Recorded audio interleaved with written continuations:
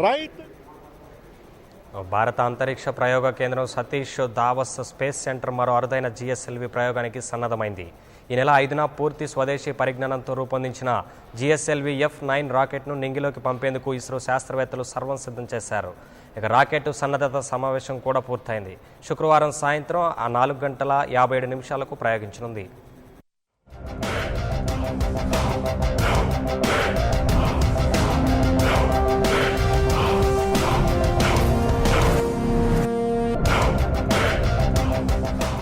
భారత అంతరిక్ష ప్రయోగ కేంద్రం సతీష్ ధావన్ స్పేస్ సెంటర్ మరో అరుదైన జిఎస్ఎల్వి ప్రయోగానికి సన్నద్ధమైంది.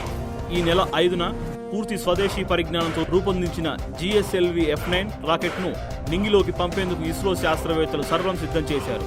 రాకెట్ సన్నద్ధత సమావేశం కూడా పూర్తయింది. శుక్రవారం సాయంత్రం 4:57 ప్రయోగించనుంది.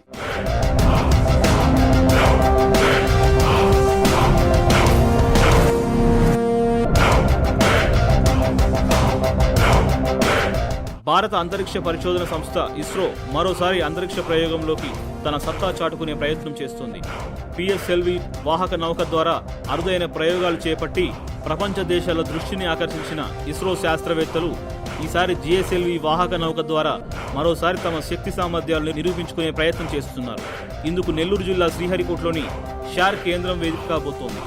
ఇందుకు సంబంధించిన జిఎస్ఎల్వి F9 ఉపగ్రహం 2వ ప్రయోగ వేదికపై సిద్ధంగా ఉంది.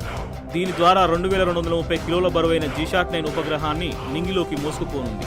ఇందుకు సంబంధించిన కౌంటౌన్ ప్రక్రియ గురువారం మధ్యాహ్నం 1:57 ప్రారంభమైంది.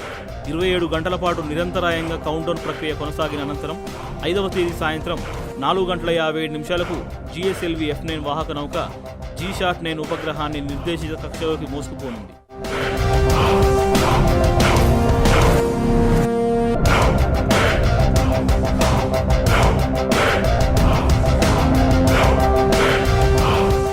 కమ్యూనికేషన్ రంగంలో విప్లవాత్మక మార్పులు తీసుకొచ్చేందుకు ఈ ఉపగ్రహం దోహదపడుతుందని శాస్త్రవేత్తలు అభిప్రాయపడుతున్నారు. జిఎస్ఎల్వి ప్రయోగాల్లో ఇది అత్యంత బరువైంది కావటం విశేషం. అంతేకాకుండా ఈ ప్రయోగం సార్క్ దేశాల మధ్య సమాచార వ్యవస్థను మెరుగుపరిచేందుకు దోహదపడనుంది. ఇందులో 12 ట్రాన్స్పాండర్లను ఏర్పాటు చేశారు. ఈ ఉపగ్రహంలో మొట్టమొదటిసారిగా ఎలక్ట్రికల్ ప్రొపెల్షన్ విధానాన్ని పొందుపరిచారు. దీని ద్వారా శాటిలైట్ బరువు తగ్గి మెరుగైన సేవలు అందుకునే వీలుంది. ఇప్పటి వరకు ఉపగ్రహాల్లో కెమికల్ ప్రొపెల్షన్ ఉపయోగించేవారు. ఇందుకోసం విదేశాలపై కొంత ఆధారపడాల్సి వచ్చేది.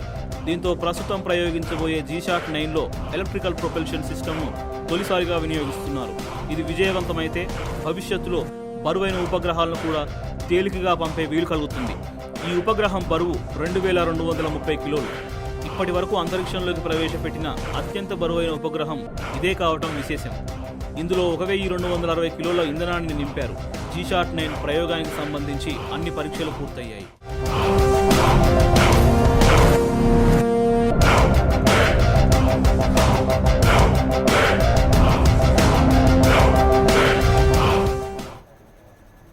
బుల్టెన్లో షార్ట్ బ్రేక్ తీసుకుందాం. బ్రేక్ తర్వాత మరిన్ని వివరాలు.